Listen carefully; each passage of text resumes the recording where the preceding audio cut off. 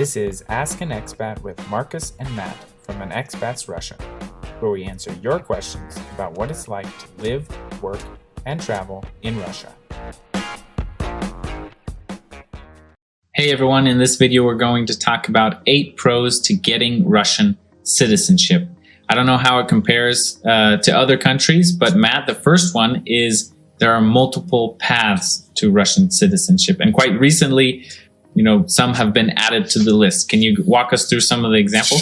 Sure. So I actually just wrote an article the other week about why the Russian passport is the easiest one to get in the world. If you have no connection to Russia, then it's not the easiest, obviously. But if you have any connection, even as remote as just working in Russia, it can be quite easy to get Russian citizenship. So actually, I think the most popular way that let's walk through each of the ways. If you're married to a Russian, there's this route to citizenship. It usually takes about 3 years. If you have a Russian child, depending on their age, it could be, usually if they're younger than 18, you have to wait a year. If you have a grown child, you can apply immediately for Russian citizenship. A lot of people don't know that. If you work in Russia for 3 years as a highly qualified specialist, which we've talked about in a couple other videos, you can apply for citizenship. So just working a regular job in Russia for 3 years as a highly qualified specialist, you can then apply for Russian citizenship. The Russian government has also created a list of professions that if you work within that list of professions, you can apply for Russian citizenship within a year.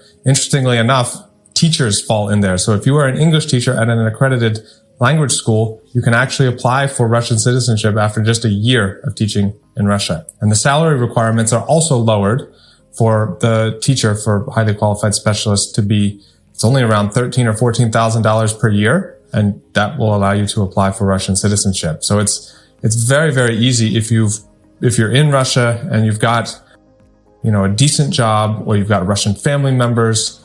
It's become very, very easy. They're now talking about a law to go into effect that would allow you to get a residence permit on the basis of buying real estate, which would then also give you a route to Russian citizenship. So there's lots of ways to potentially do it. And I think most people who are in Russia usually have some sort of connection to Russia, whether it be work or family, because it's almost impossible to stay in Russia long-term without either of those anyway. Right. And just one note on the salary requirement.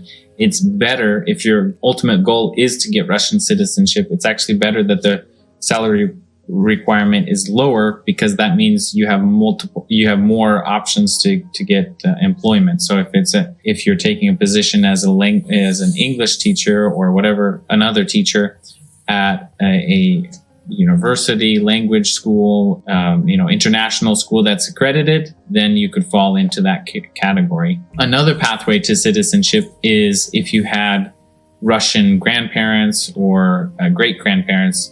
It's a little bit of a work to get all the documents and prove your ancestry, but it's also doable. One other way, actually, I just remembered, is that if you are a native speaker of Russian, so say your parents speak Russian at home and you live in the United States, for example, even if none of them have Russian citizenship, if you are a native speaker, there's a certain test you can take. If you pass that test, you can also almost immediately apply for Russian citizenship. Did you also mention the one where if you graduate from a Russian university, you can apply for residency? Oh, that's a good point. And then also, that's a pathway to citizenship as well. Yeah, but you have to have an honors diploma. Right.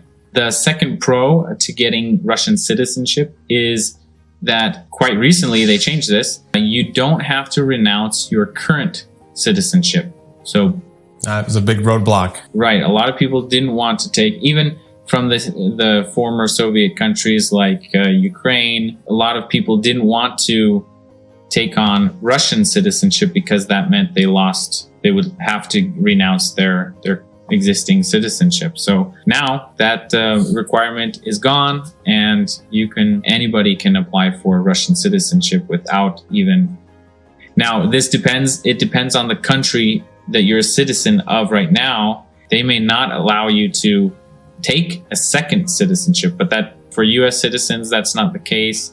I don't know. For most European citizens, it's also the case. Right. The next one is there is no need to deal with visas. Matt, tell us more about that. Sure. So obviously, if you have Russian citizenship, you can come and go to Russia as you please. one of the negatives about having a residence permit in Russia is that you actually have to spend 6 months and 1 day per year in Russia. Most people, if you want to live in Russia, that's not a huge negative, but there are lots of people with family obligations who might not be able to do that. Once you end up with Russian citizenship, that requirement is then obviously gone. You can live in Russia 1 day per year or 365 days per year. There's no restrictions whatsoever. And obviously you don't need a visa ever to enter again. Right. The next one is you can start a sole proprietorship or also be self-employed, which is not available to a person on a visa, for example. The next pro is access to free medical care. So I think there's a lot of misconceptions about medical care in Russia. I'm going to be straightforward and say that most of the free medical care is not that great, although there are a number of notable exceptions in Moscow. I think if you have some rare disease, you're probably going to have to resort to using private medical care in Russia for the most part. But for routine medical care, actually the free medical care in Russia is actually not too bad. Still, I would advocate that you have private insurance in Russia, which is quite cheap. But in any case, if you have Russian citizenship, you're covered if anything were to happen. And the next one is you can work anywhere in Russia, obviously. If you're a Russian citizen, you can, travel inside the country as you wish, and you can work anywhere as you wish. We should just point out real quick that with a permanent residence permit, you can also technically work anywhere, but you have to actually move the sort of registration, if you will, of your residence permit. So it's not as easy as just going from Moscow to St. Petersburg and tomorrow I'll find a job. There's actually a bureaucratic process involved, which is possible. And then with a temporary residence permit, it's literally not possible to move to a different region, and work. So just so you know. So Russian citizenship, both of those obligations are not important or irrelevant, let's say. Right. And the last pro is one of my favorites, hiring a lawyer to navigate the process, to help you go through this whole process is actually cheaper than what it costs to apply in the US for citizenship, right? Especially even before citizenship, when you apply for the green card, I don't know what it is now, but when we did it for my wife, it was $1,200, $1,300 or something. Okay, I've spent over $3,000 just on the application fees for the green card. So if you haven't been married for 2 years, without a lawyer, that's just the application fees. And so the problem is that if you get a green card and you've been married less than 2 years, you get a conditional green card. So that adds extra fees because after 2 years, you have to apply for a regular green card. And then we just applied for my wife's citizenship and that was $725. Maybe we've spent $2,700, something like that, but it's certainly not cheap. It's gone up since we've done it in 2013, but 2011, 2013.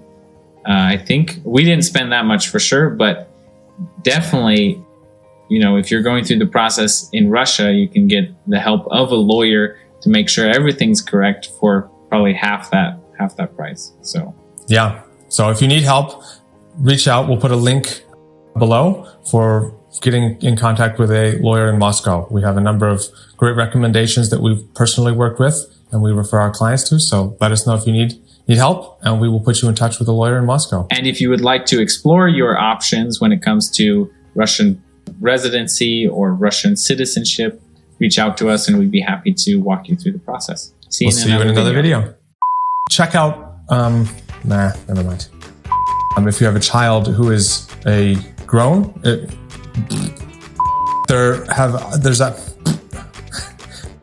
See you in another video.